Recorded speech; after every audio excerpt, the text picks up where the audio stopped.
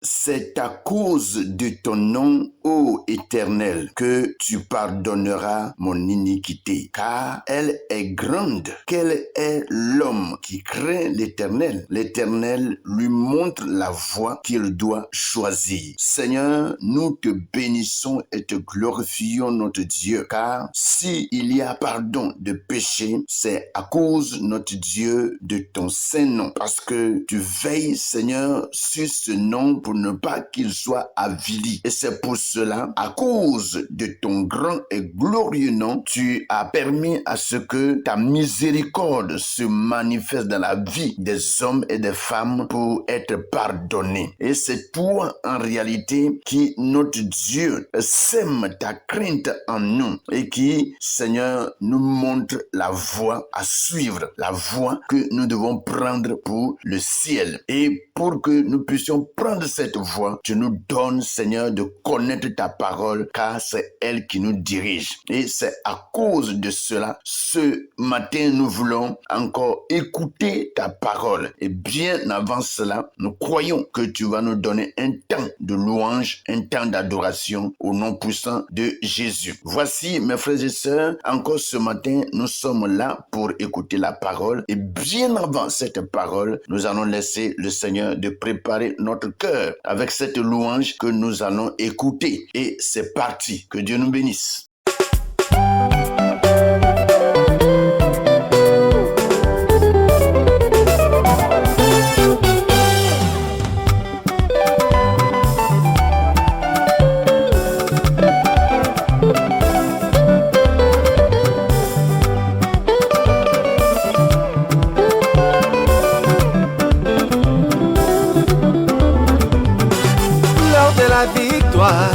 De la vérité a sonné dans mon cœur, que Jésus soit loué, chantons. L'heure de la victoire, de la vérité a sonné dans mon cœur, que Jésus soit loué. Oh, oh, l'heure de la victoire, de la vérité a sonné dans mon cœur, que Jésus soit loué, chantons. L'heure de la victoire, de la vérité a sonné dans mon cœur, que Jésus soit loué. Oh, que Jésus soit loué dans la vérité, que Jésus soit loué dans la vérité, El Shaddai soit loué dans la vérité, que Jésus soit loué dans la vérité.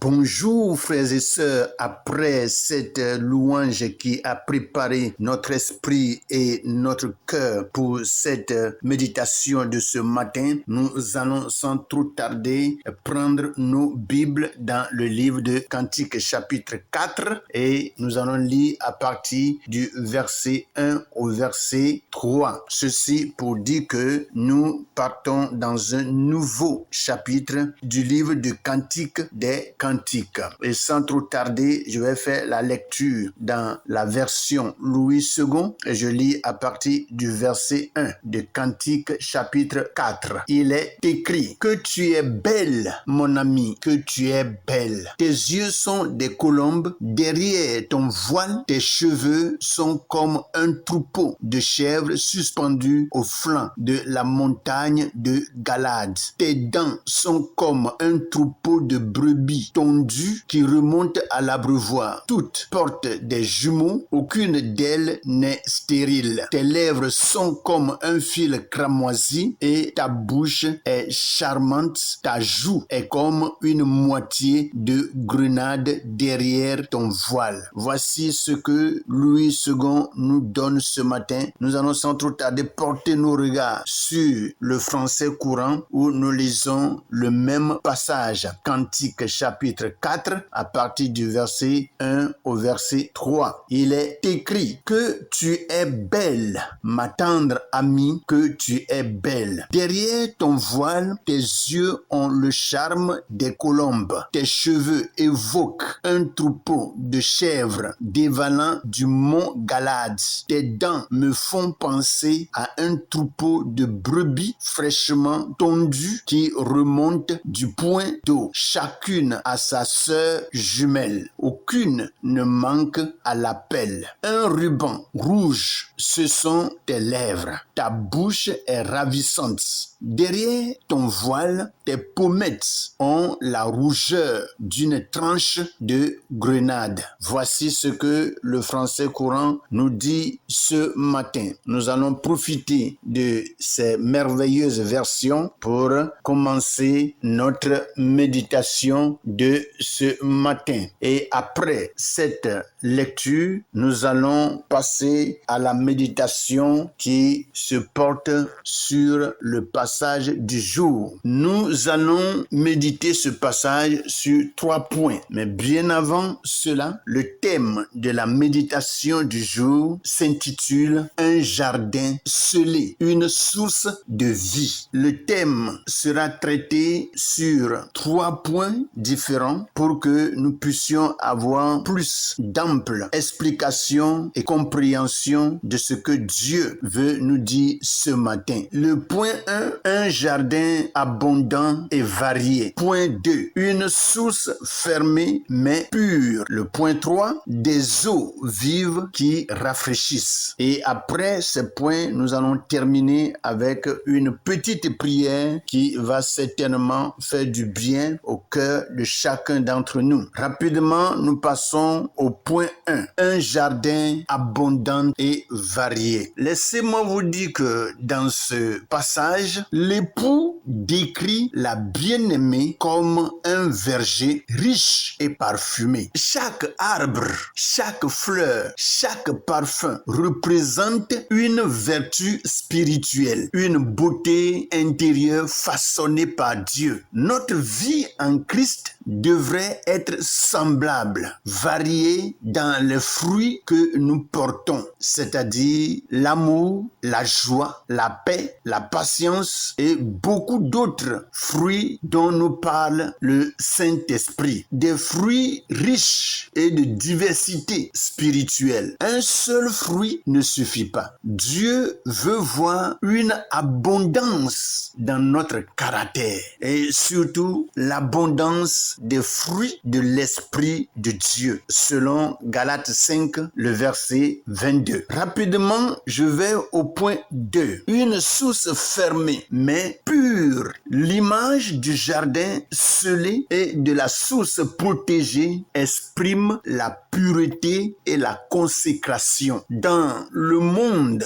beaucoup exposent leur cœur à toutes les influences, mais l'épouse du cantique garde son intérieur pour l'époux seul. De même, notre vie spirituelle doit rester une source gardée à Christ seul, une source gardée où Christ seul peut puiser. Ce n'est pas de l'isolement, mais une sanctification volontaire. Se réserver pour Dieu et lui seul. Voici en réalité ce que Dieu veut de nous. Il faut que les créatures de Dieu que nous sommes, nous soyons seulement pour Dieu et pour Dieu seul. Et que seul Jésus ait le contrôle sur notre vie. Et c'est pour cela, il n'est pas bien d'être en Jésus et être en même temps aussi accroché au monde. Ou soit être en Jésus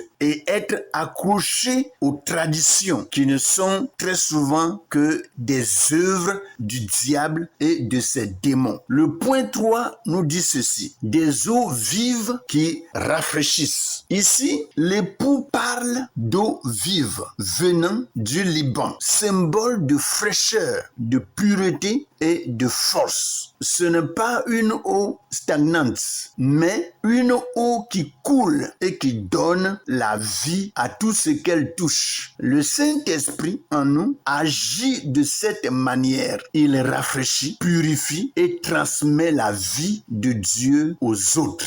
Si nous restons connectés à Christ, notre vie devient un canal de bénédiction pour notre entourage. Que le Seigneur nous bénisse. Alléluia. Et si nous avons une prière ce matin, c'est de dire ceci à Dieu. Seigneur Jésus, fais de mon cœur un jardin parfumé où tes vertus fleurissent. Garde ma source pure, réservée pour toi seul. Que ton esprit en moi soit comme un fleuve d'eau vive, rafraîchissant les âmes fatiguées et apportant la vie là où règne la sécheresse. Au nom de Jésus de Nazareth. Amen. Voici, mes frères et sœurs, la méditation d'aujourd'hui, mais j'encourage chacun d'entre nous à continuer à porter les regards sur ces écritures que nous venons de lire et que nous laissons notre esprit, nous laissons nos pensées à Dieu de nous instruire et de nous enseigner et nous éclairer davantage. Que le Seigneur nous bénisse, que sa grâce, sa paix, sa puissance et son autorité soient le partage de chacun d'entre nous au nom puissant de Jésus. Amen.